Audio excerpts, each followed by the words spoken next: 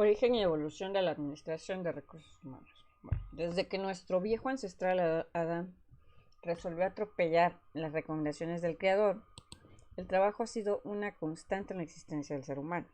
Claro está, este autor está muy referido desde el punto de cuestiones bíblicas, pero bueno, en realidad nos podemos ir desde Adán, desde la propia existencia del hombre, desde la teoría de la evolución de este, pero siempre en sí ha existido la cuestión de trabajar. El trabajo ha sido una constante en la existencia del ser humano. En toda la historia de la humanidad se suceden los desdoblamientos de la actividad laboral del ser humano, lo cual nos lleva a plantearnos preguntas como quién trabaja para quién hace la guerra para quién es el esclavo de quién es el dominador, quién el jefe y demás cosas. Muestran que el trabajo viene siendo desempeñado de múltiples formas, en diferentes tipos y en diferentes usos. Todavía es después de la Revolución Industrial que surge el concepto actual del trabajo y empleo, y es en el transcurso del siglo XX que el trabajo recibió la configuración que hoy está asumiendo. De hecho, por ahí hablan de lo que es la famosa la cuarta revolución industrial, que, que en cierta forma creo que muchos lo considerábamos como algo todavía lejano, puesto que hablaba de cuestiones como automatización, el uso de robots, la anulación del individuo dentro de las áreas de trabajo.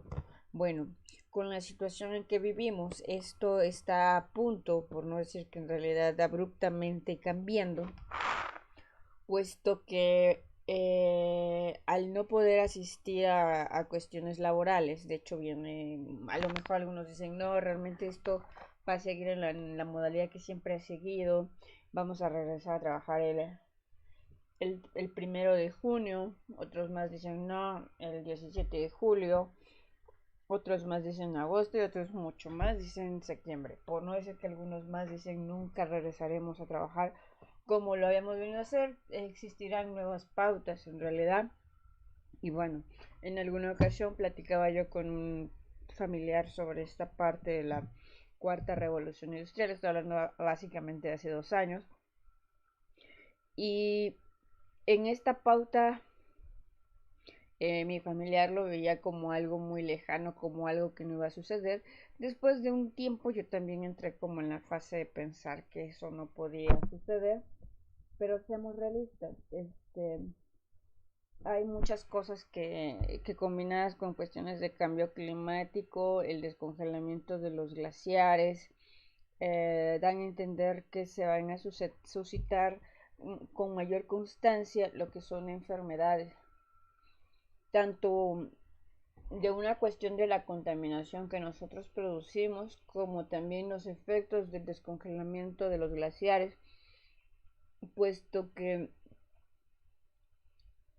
al estarse descongelando los glaciares están apareciendo lo que son los restos fósiles de animales, de personas que han muerto en otras condiciones, y con eso se está emanando cuestiones como carbono y los contaminantes de las muertes de estas personas. Entonces, muchas de las enfermedades que existieron en el pasado van a volver a brotar y de alguna manera nos ponen en constante problema de salud. Bueno, entonces el surgimiento, estamos ya ante una modalidad de automatización del famoso home office.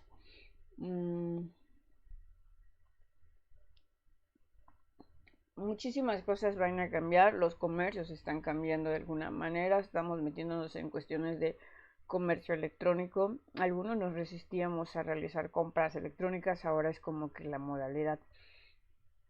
Si queremos adquirir nuestras cosas, tanto para cuestiones un poquito más importantes como para cosas tan básicas como es la despensa. ¿Por qué? Porque nos podemos contagiar, o bueno, nos ahorran tiempo. Y por ejemplo, Ahora los supermercados no podemos asistir en familia, sino que solamente una de las personas puede ingresar. ¿Y a qué nos lleva? Que al final del día, pues no podamos como hacer una selección propia de los productos que necesitamos. No es como que lo mismo ver el producto y tocarlo, a sencillamente verlo a lo mejor detrás de una computadora, o a lo mejor por ahí surge el detalle de que digamos, bueno, mandamos al novio, al esposo a comprar nuestros productos y por ejemplo un varón tiende más a ser como de compra rápida a la dinámica de observar y analizar lo que va a comprar. Pero bueno, es de alguna manera en este siglo, en el siglo XX, que puede definirse como el siglo de las burocracias o el siglo de las plantas.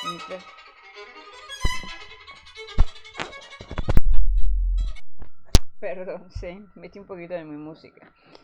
El siglo de las plantas, mientras que el cambio se aceleró en las últimas décadas y sin duda alguna los cambios y transformaciones que ocurrieron marcaron profundamente la manera de administrar las personas. En ese sentido podemos visualizar a lo largo del siglo XX tres eras, organizacionales muy distintas, como es la era industrial clásica, la era industrial neoclásica y la era de la información. La visión de las características de cada una de estas nos permiten comprender mejor las filosofías y las prácticas de lidiar con las personas que participan en las organizaciones.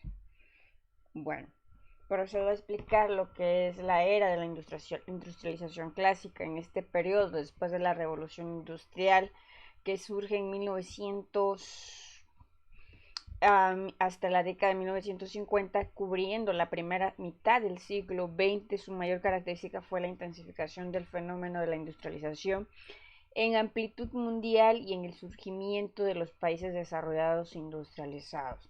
En todo ese periodo de crisis y de prosperidad, las empresas pasaron a adoptar la estructura organizacional burocrática, caracterizada por ser centralizadora, con énfasis en la departamentalización funcional, en la centralización de las decisiones, en la alta gerencia, en el establecimiento de reglas y reglamentos internos para la administración, y el modelo burocrático fueron la medida exacta para las organizaciones de aquella época. El mundo se caracterizaba por cambios vigorosos, progresivos y previsibles que ocurrían de forma gradual, lenta e inexorable. El ambiente que involucraba a las organizaciones era conservador y orientado para el mantenimiento del estatus. El ambiente no ofrecía desafíos debido a su relativo grado de certeza en cuanto a los cambios externos, lo que permitía que las organizaciones se preocupasen de sus problemas internos, como son la eficiencia y la producción. La eficiencia era la preocupación básica por alcanzarlas eran necesarias medidas de estandarización y simplificación, mientras que la especialización de la mano de obra para permitir escalas de producción mayores y a costos bajos. El modelo organizacional se basaba en un diseño mecanístico típico de la lógica del sistema cerrado. Si nos damos cuenta, bueno, continuó. La cultura organizacional predominante se volvía más para el pasado y para la conservación de las tradiciones y valores tradicionales tanto de la entidad como de las personas. Las personas eran los recursos de producción, justamente con los pocos recursos organizacionales como eran las máquinas, el equipo de capital o factores como la naturaleza, el capital y el trabajo. Dentro de esa concepción, la administración de las personas recibía la denominación de relaciones industriales. Los antiguos departamentos de relaciones industriales actuaban como órganos intermediarios y conciliadores entre la organización y las personas, el capital y el trabajo, en el sentido de eliminar los conflictos de trabajo. Como si ambas partes fueran compartimientos separados y extraños, los cargos eran diseñados de manera fija y definitiva para obtener la máxima eficiencia del trabajo. Entonces los empleados lo que hacían sencillamente era ajustarse a estos trabajos, todo para servir a la organización. El hombre era considerado en realidad solamente un apéndice de la máquina y tal como ella debería ser estandarizado dentro de la medida posible. Las evaluaciones de desempeño obedecían a esos criterios y parámetros. Bueno, en esta fase se podría hablar de personal y relaciones industriales. Se pedía una cuestión de, pues eran antiguos departamentos de personal, cumplir exigencias legales, contrato individual.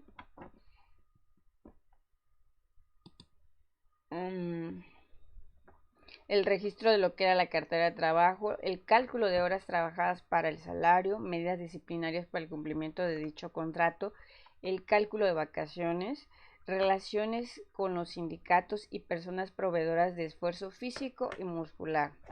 Bueno, en la siguiente etapa de evolución de lo que es los recursos humanos, entra lo que es la era de la industrialización neoclásico, que es el periodo que se extiende desde 1950 hasta 1990.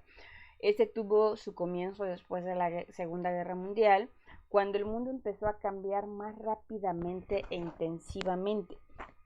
La velocidad del cambio aumentó progresivamente. Las transacciones comerciales pasaron de la actitud local a regional y de regional a internacional, cada vez más intensas y menos previsibles, acentuando la competencia entre las empresas. La teoría clásica fue sustituida por la teoría neoclásica de la administración.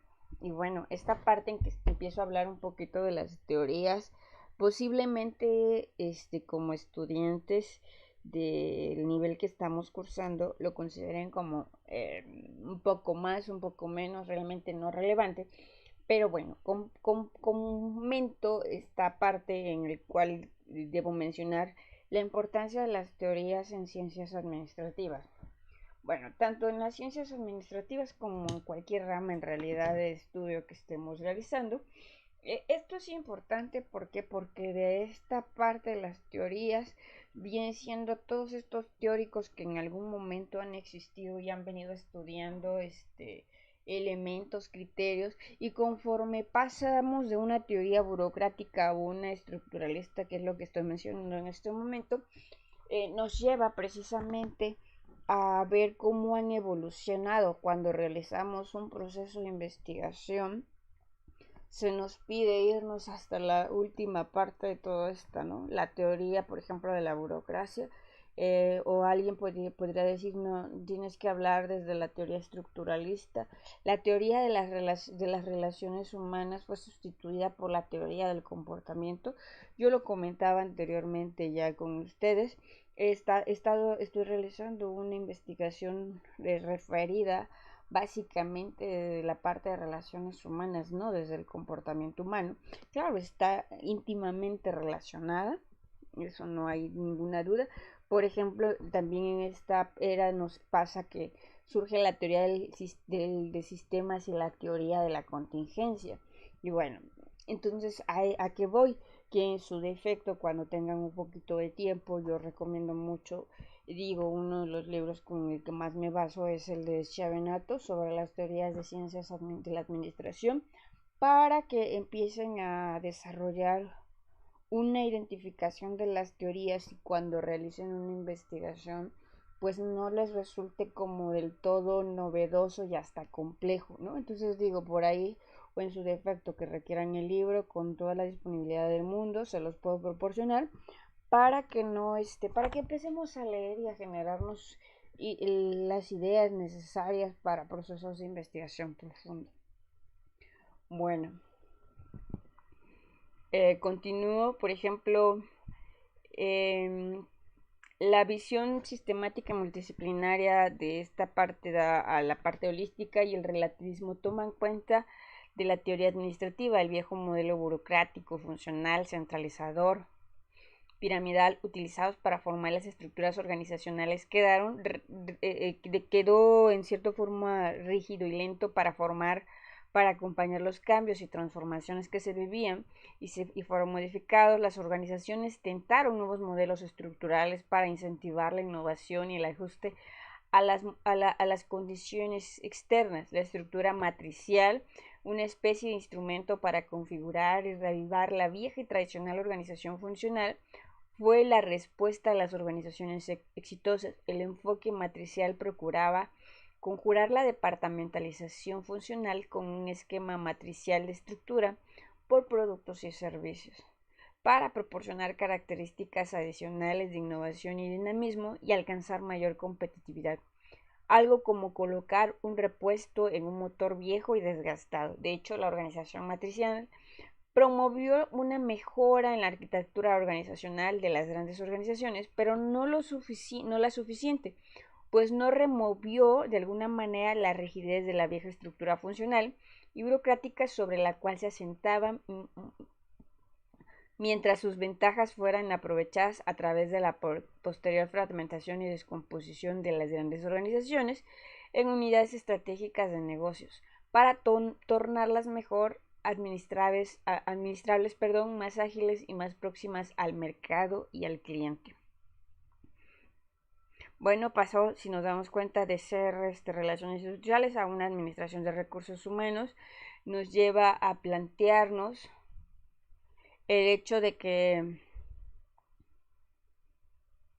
perdón, aquí me equivoqué, personas son las áreas de recursos humanos eran igual a personas, que eran recursos vivos e inteligentes, que sucedieron cambios veloces, procesos de evaluación de desempeño. En esta era la cultura organizacional reinante en las empresas dejó de privilegiar las tradicionales y antiguas condiciones de vida y pasó a concentrarse en el presente, haciendo que el tradicionalismo y mantenimiento del status quo se diera para lograr la innovación y cambios de hábitos.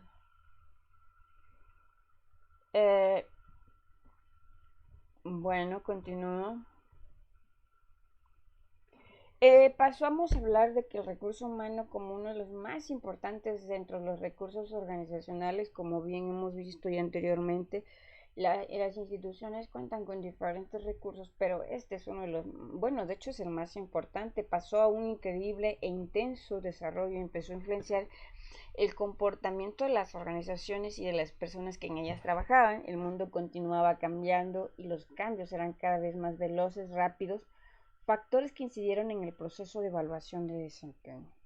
Bueno, ya en esta época hablábamos de recursos humanos, ya se le consideraba un poquito más de valor a las personas, ya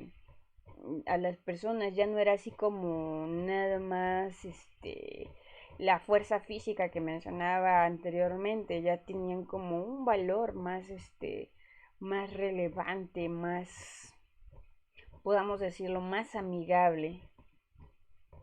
Bueno, en esta parte ya empezaban a existir funciones operacionales y tácticas. Ya habían procesos de reclutamiento más amigables, una selección, un entrenamiento, evaluación, remuneración, y un interés por la higiene y seguridad del trabajo, que más adelante iremos viendo, y que aunque han pasado los años y en pleno siglo XXI que estamos, aún estamos en una disparidad, todavía no alcanzamos esos criterios que decíamos, tanto porque las empresas no quieren gastar, como que también muchas veces los trabajadores no quieren someterse a estas condiciones, consideran que son incorrectas, o bueno, los consideran como no importa, pero bueno, a la larga que iremos viendo la asignatura nos iremos dando cuenta de por qué es necesario este proceso, ¿no? Estos elementos que estoy mencionando. Relaciones de trabajo y cuestiones sindicales se fueron aclarando un poco más. Claro está, la cuestión de los sindicatos ha venido a ser como una protección para el trabajador. Lamentablemente en algunos países como el nuestro, cuestiones como los sindicatos no precisan venir a ayudar, sino que más bien a conflictuar. ¿Por qué? Porque no se han colocado las respectivas líneas, leyes que realmente protejan. ¿Por qué? Porque muchas veces un problema sindical en realidad viene a dimensionarse hasta un problema social y geográfico, que afecta a terceras personas. La centralización, bueno, la centralización ya la hemos visto anteriormente en la asignatura de Administración General, que era la toma de decisiones determinada en una persona o en un departamento o en los departamentos, lo cual no permitía la toma de decisiones efectiva. Y bueno, teníamos el monopolio de actividades, que significaba que solamente desarrollaba cierta actividad. Bueno, prosigo. La era de la información, bueno, esta se pudiera decir que es una de las últimas eras, que yo insisto que no. ¿Por qué? Porque insisto que ya estamos en la cuarta revolución industrial, en la cual se supone que existe la automatización, la disminución y la necesidad de competencias por parte de las personas.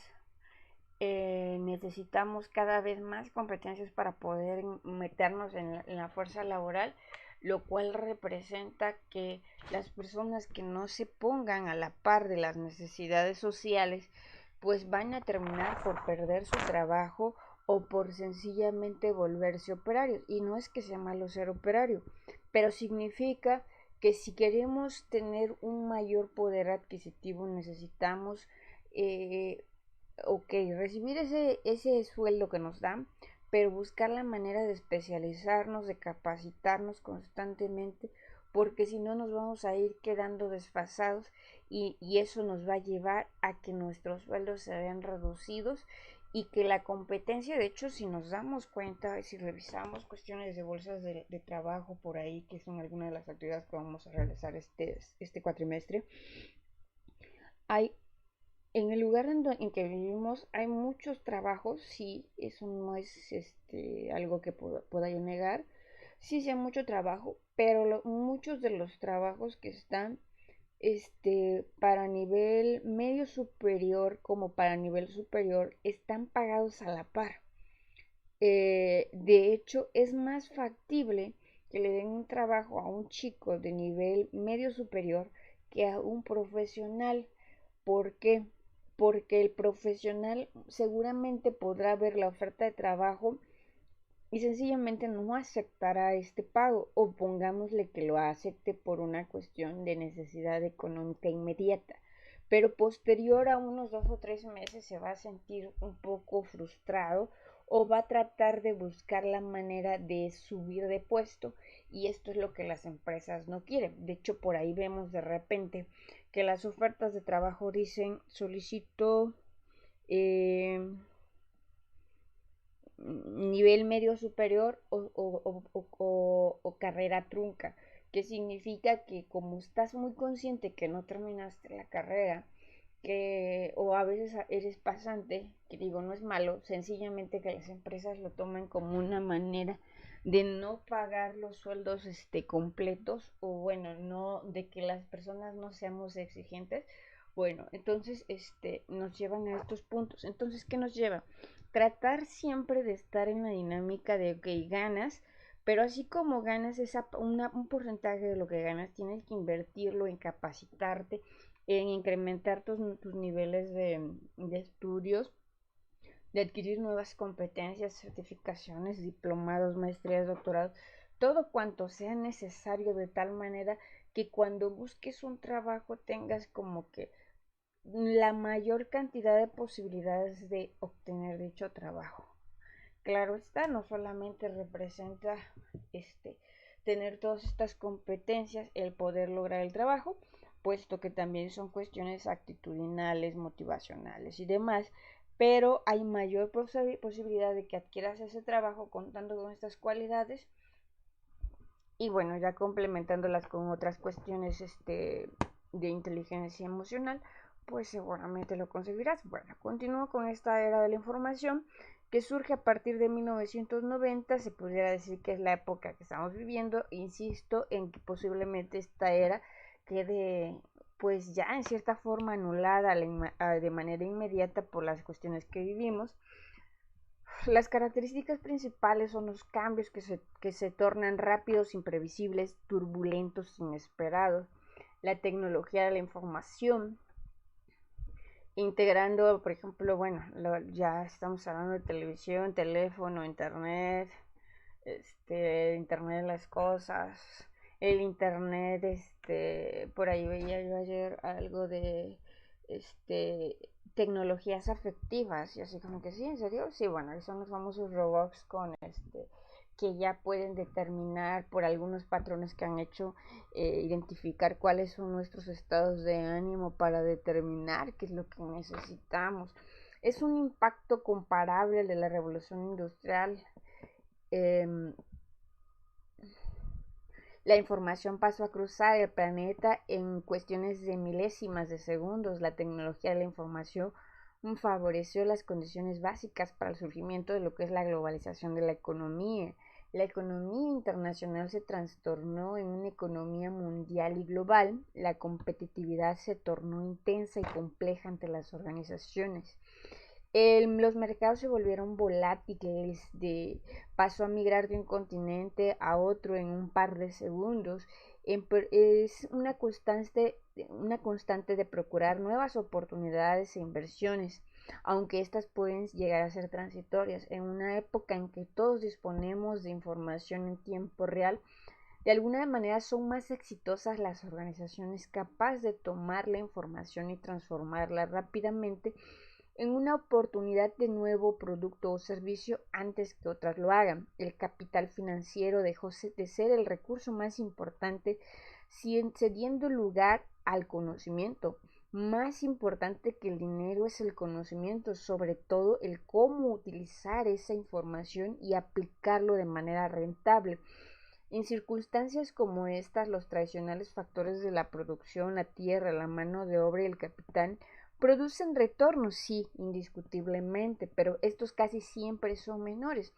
Es la oportunidad del conocimiento, del capital humano y del capital intelectual. El capital humano, bueno, cuando hablamos de capital humano hablamos de competencias, habilidades, conocimientos que tienen las personas que ingresan a nuestra empresa. Y el capital intelectual son los procesos, las formas, las patentes que tienen las empresas para poder potencializarlo. Por ahí leía que Coca-Cola en algún momento, no recuerdo si era China, Japón o Rusia, llegó a estos países y le pedían, bueno, ahora sí que ya es una cuestión de comercio internacional, le pedían a cambio de que pudiera realizar sus actividades, la fórmula de su producto, que a eso le llamamos un capital intelectual, porque son las patentes que le dan el valor al producto. Y bueno, lo que hizo la empresa, pues obviamente fue retirarse de esos países, de ese país. ¿Por qué? Porque obviamente no le convenía a la empresa dotarle de esa información. Por ejemplo, que hemos visto de repente el, aquí en Oaxaca ya en algunas ocasiones ha pasado que lo que son cuestiones tradicionales como trajes, cuestiones artesanales, han sido llevados por otros, por diseñadores o hasta por otras culturas a ser pirateado, digámoslo así, a ser refabricado bajo otros criterios de producción. Y bueno, ¿a qué se ha debido? Bueno, se ha debido a que también nosotros como país no le hemos prestado la suficiente atención a este tipo de criterios y tratar de generar una patente, un elemento de protección a nuestra producción. Hasta por ahí creo que ya hay una cuestión de producción de tequila y mezcal ya en algunos países. Y bueno, acá se ha debido que, bueno, nosotros también como país no hemos metido protección. Claro está, somos un país en vías de desarrollo, pero tendríamos que considerar eso. Insisto, capital humano muchas veces se combina o se malinterpreta como el área de recursos humanos. Claro, esta forma parte del área de recursos humanos, pero las personas que tengamos, por ejemplo, analizaré la dinámica de la institución en que estamos, digamos, el área académica, está constituido por lo que son en la gran mayoría ingenieros y licenciados. Algunos de ellos ya cuentan con cuestiones como maestría, lo cual les da un valor mucho mayor.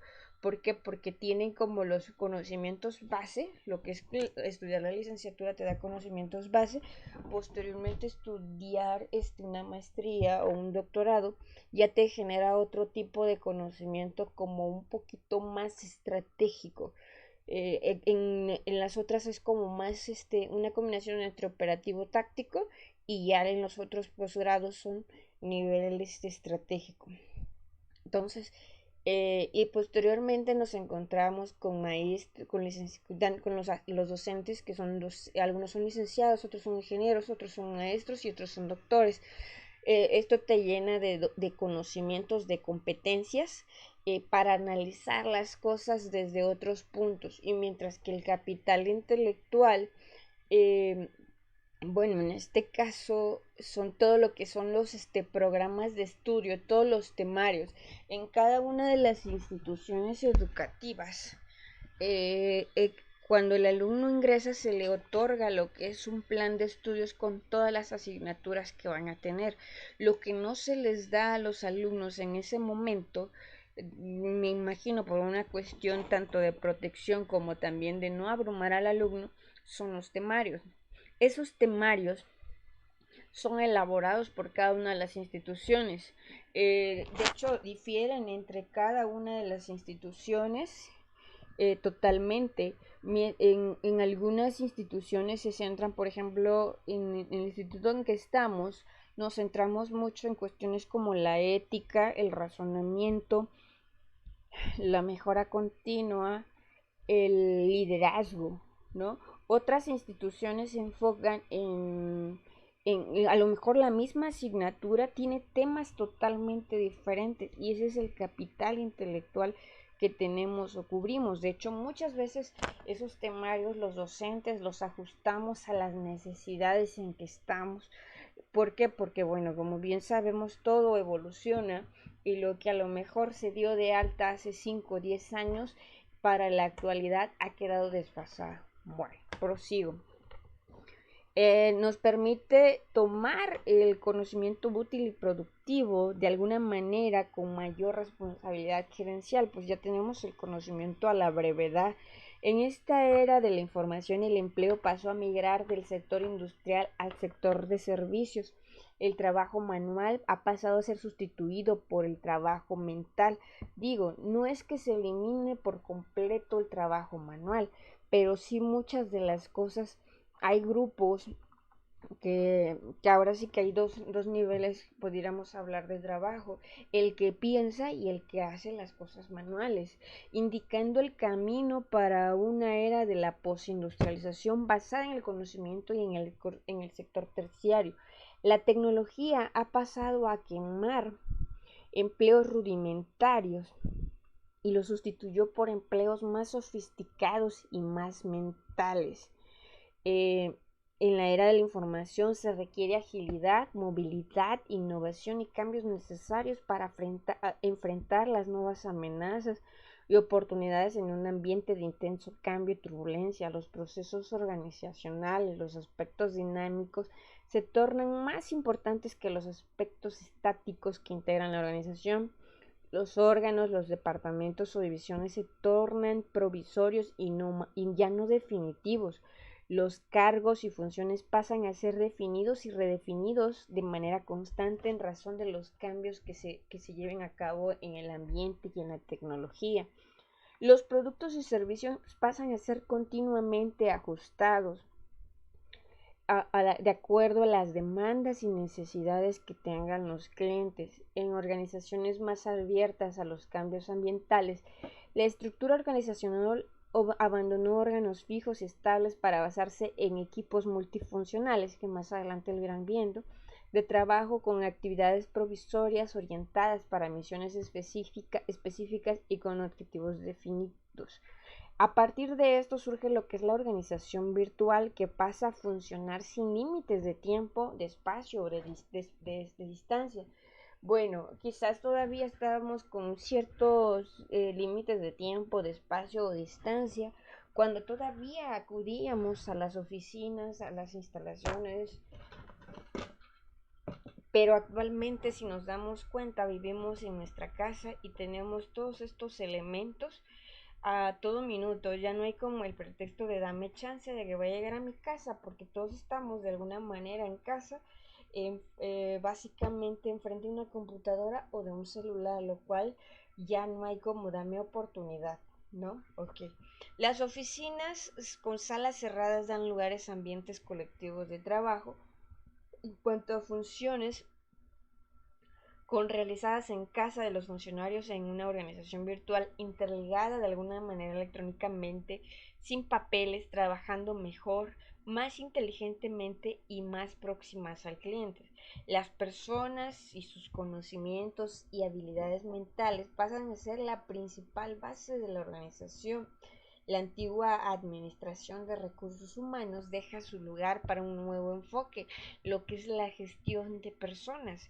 En esta nueva concepción, las personas dejan de ser simples recursos organizacionales para ser abordadas como seres dotados de inteligencia, personalidad, conocimientos, habilidades, destrezas, aspiraciones y percepciones singulares. Son los nuevos socios de la organización. La cultura organizacional recibe un fuerte impacto del mundo exterior y pasa a privilegiar el cambio y la innovación con foco en el futuro y en el destino de la organización. Los cambios de alguna manera se tornan rápidos, veloces, sin continuidad con el pasado y trayendo un contexto ambiental impregnado de alguna manera de turbulencia e imprevisibilidad. Si nos damos cuenta, no es como algo tan fácil. ¿Por qué? Porque ya no es como antes, que las empresas eran un poco más estables, ¿no? Y ahora ya eh, el personal que en el pasado necesitábamos era como básico, como tradicional. Actualmente los puestos están rediseñándose constantemente. eh, las profesiones se están rediseñando con enfoques más especializados. Las personas están teniendo que dejar su modalidad de vida en el que terminabas la carrera y se acababa. No, terminas y continúas estudiando si quieres mantenerte inmerso en la fuerza laboral. Bueno, entramos a lo que es la gestión de personas. En esta En esta época de la gestión de personas, surgen los famosos equipos de personas que sustituyen los departamentos de recursos humanos. Las tareas operacionales y burocráticas son transferidas para terceros a través de la tercerización.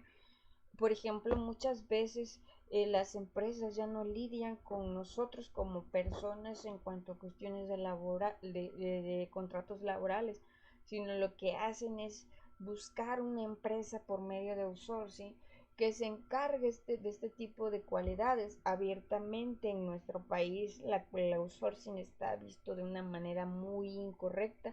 Claro está, desde el punto legal, sí no se ha atendido muchos de los vacíos que tiene esto. Sin embargo, realmente el outsourcing viene a ser una forma en que las empresas tienen personal, pero ya no tienen que dedicarse a la contratación, a hacer nóminas y a resolver problemas, sino que buscan empresas especializadas en esa área, y de esa manera ya no tenemos que ampliar o buscar personal que atienda esto. Claro está, no se eliminan los problemas. Eh, por ejemplo, tenemos en la tercerización delegados a gerentes de línea. ¿Qué significa? Por ejemplo, en el pasado existía una área de recursos humanos y bueno, ellos conseguían el personal, pero también, por ejemplo, el área de, por ejemplo, en la institución que estamos, los coordinadores, cada uno de los coordinadores sabe muy bien cuál es el profesional que necesita y con qué cualidades lo requiere. A lo mejor y tiene a un contador pero ese contador, bueno, sí tiene el título que se requiere para impartir ciertas clases, pero ese contador no cuenta con la experiencia que se necesita para estar en ese cargo, lo cual representa que al no tener esa experiencia va a conflictuar al momento de impartir clases. Entonces, bueno, ese se pudiera decir que es el gerente de línea porque es lo inmediato. De hecho, muchas veces, no de manera formal, a veces como alumnos, los alumnos dicen, bueno, es que el docente es muy bueno, pero en esta parte no tiene la experiencia que de la cual nosotros necesitamos aprender. Bueno, los equipos de recursos humanos proporcionan lo que es la consultoría interna para que el área pueda asumir actividades de orientación global mirando el futuro y el destino de la organización y de sus miembros. En esta parte, por ejemplo, eh, bueno, a mí me ha tocado cuando de repente alguien me dice, necesito ciertas actividades. Yo me desempeño mucho en cuestiones de redes sociales y de repente me piden algunos trabajos. Y bueno, yo no soy del área de recursos humanos, pero siempre lo he dicho.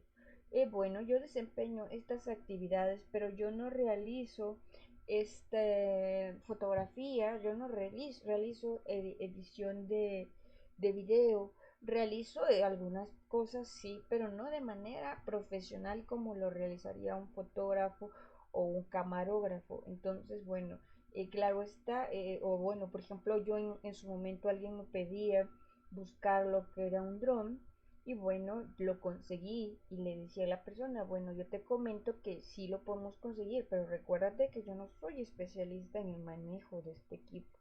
Entonces ya en ese momento yo estaba asumiendo funciones de alguna manera una consultoría interna. Por ejemplo, muchas veces, a veces no eres del departamento, pero por ejemplo, yo lo decía, fíjate muy bien cómo, por ejemplo, cómo te vas a tomar la fotografía, cuál va a ser el tono de voz que vas a manejar, el manejo de las palabras que vas a utilizar, puesto todo lo que digas, la forma en que lo digas va a representar un impacto. De repente hay personas que con las que he trabajado o trabajo que me dicen, oye, ¿qué hago ante esta situación? Y bueno, yo siempre les digo, mira, yo te recomiendo esto y esto. A mi familia a veces le genera risa, ¿no? Digo, pero seamos realistas, estás generando una consultoría interna, estás hablando a partir de tu experiencia y estás dando una orientación global mirando de alguna manera la visión, la misión que tiene el trabajo que estás realizando. Las personas de agentes pasivos que son administrados y controlados precisamente pasan a construir de alguna manera agentes activos e inteligentes que ayudan a administrar los demás recursos organizacionales. Por ejemplo, nosotros trabajando en cuestiones de campaña, nosotros obviamente a veces somos del área de comunicación, pero muchas veces no sabemos los límites económicos. Entonces, a mí en alguna ocasión a mí me tocó que me metieran en una reunión con el área contable en el cual nos manejaban, bueno, ya saben, la parte de la fiscalización de cada uno de los rubros, que por ejemplo se supone que todas las lonas que se mandan a imprimir están contabilizadas, el número de playeras, recursos, todo está aparentemente minuciosamente calculado. Se han reducido los recursos para campañas electorales. Bueno, entonces a nosotros nos han metido a este tipo de reuniones y nos llevan a poder a nosotros a decir, de repente como área de comunicación, sabes que es personas de la avanzada, si ahora sí que estudiantes de políticas ya saben aquí de qué hablo, que son las personas que van tocando la puerta previamente a la llegada del candidato, indicándole que bueno, viene nuestro candidato y que por favor queremos que lo conozcan. Y son las personas que normalmente traen por ahí, son los chavos, son jóvenes, muy jóvenes de hecho, que van ahí con volantes, playeras, algún regalo, información, o van a estar haciendo porras para los candidatos. Bueno, eso es lo que llamamos nosotros la avanzada. Entonces nosotros como área de comunicación muchas veces nos toca decirle a los chavos que digo, nosotros no somos el área de recursos humanos, pero sí nosotros somos como que a veces los que tratamos de dirigir algunas cosas, de decirles, ¿sabes qué?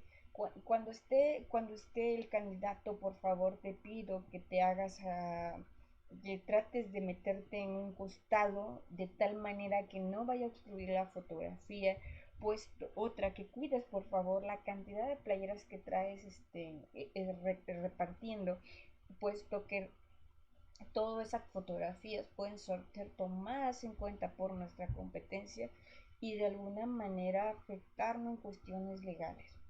Eh, en alguna ocasión nos tocó ir a un evento y los chavos tenían una cara que, híjole, bueno, era muy temprano realmente para trabajar. Y bueno, también en campaña, los que hemos trabajado en eso, sabemos lo cansado que llega a ser como que a lo mejor 40, bueno, empiezas a trabajar desde antes, pero ya cuando empiezas a caminar son 45, 60 días, pero 45 días que básicamente empiezas a veces a las 4 o 5 de la mañana y terminas como a las 12 o 1 de la mañana, entonces ya estás bastante agotado. Entonces en ese evento nuestros amigos de la avanzada estaban con una cara de fatalidad que en realidad no nos ayudaban en las fotografías y nosotros teníamos que hablar con las personas y decirles, te recomiendo que sonrías, o por ejemplo no vayas a hacer o no vayas a decir algo incorrecto porque eso nos compromete y nos mete en problemas. Bueno, son muchos factores que tenemos que considerar y que de alguna manera eso nos volvemos agentes activos e inteligentes. Por ejemplo, yo no era del área de fotografía, sin embargo sabía que a mi candidato necesitaba una mejor actitud también, y igual los candidatos empiezan después de varios días, varias semanas, estar agotados y ya los rostros ya no lucen tan frescos como decíamos.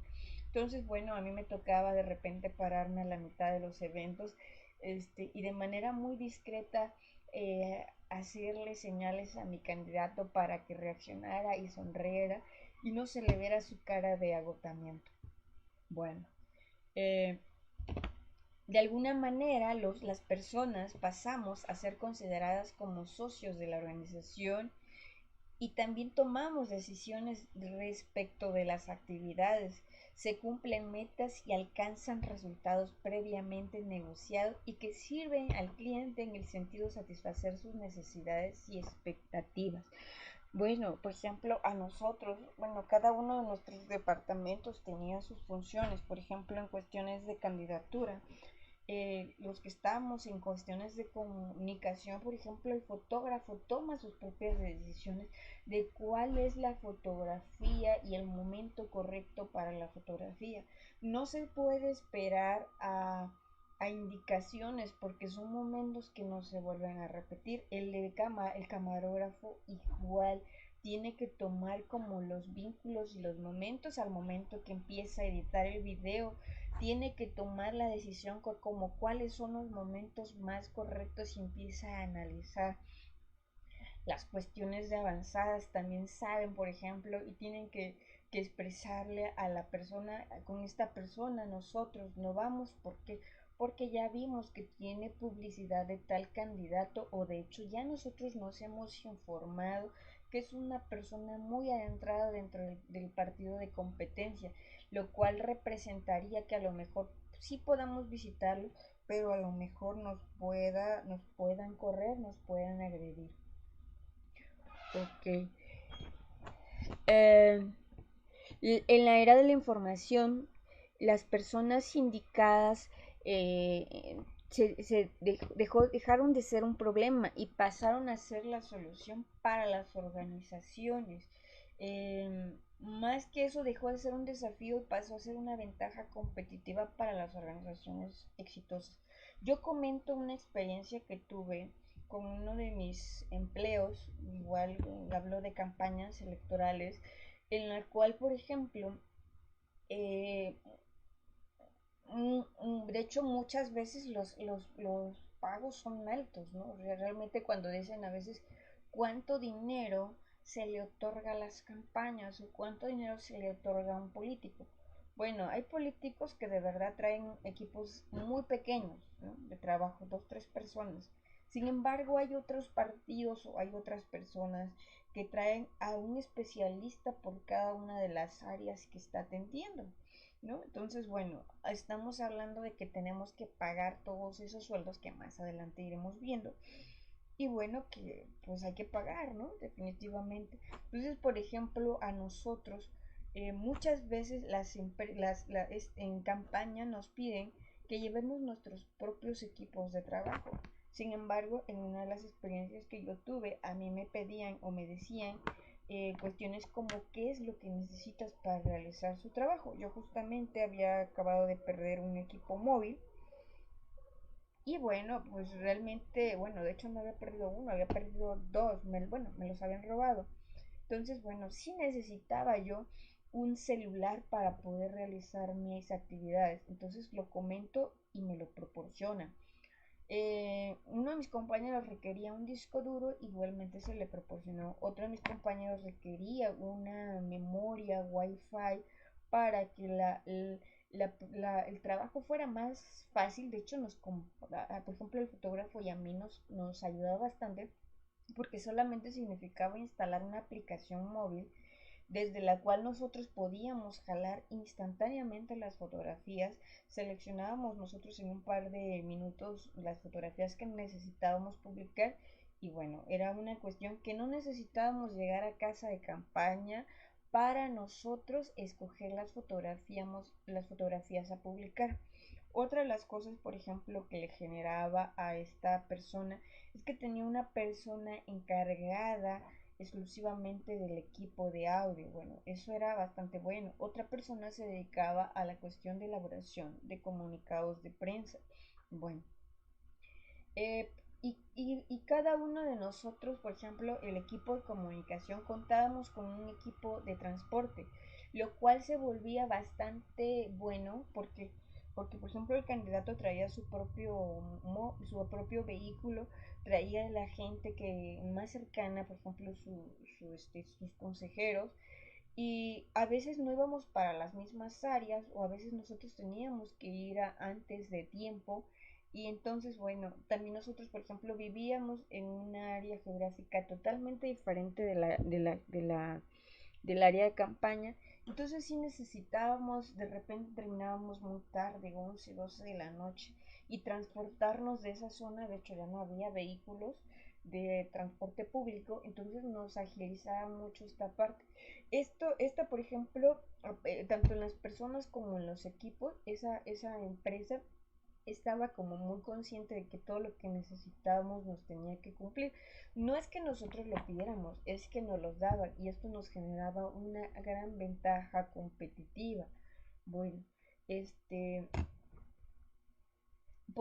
luego también nos daba la parte descentralizada, que a que nos lleva a que nosotros como personas podíamos tomar decisiones. ¿Por qué? Porque ya no eran áreas cerradas, herméticas o monopolistas que se caracterizaban en la vieja administración de recursos humanos. De alguna manera se tornaba como un área abierta, amigable, participativa y descentralizadora, y los criterios de evaluación de desempeño, así como su proceso de gestión de evaluación, de alguna manera han cambiado en perspectiva y contenido. Bueno, la gestión de evaluación nos da una nueva perspectiva, un nuevo contenido y bueno, muchas veces ya no estamos hablando de contenido, sino de calidad cuando hablamos de la era de la información.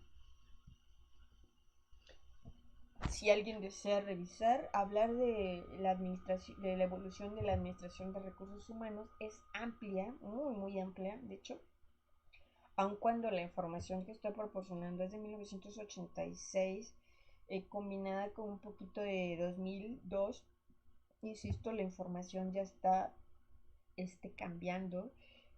Estamos en una constante evolución. La información Harris no estaba nada desfasado. Si alguien gusta revisarlo, alguien busca la información, bueno, la puede adquirir desde esta pauta. Gracias.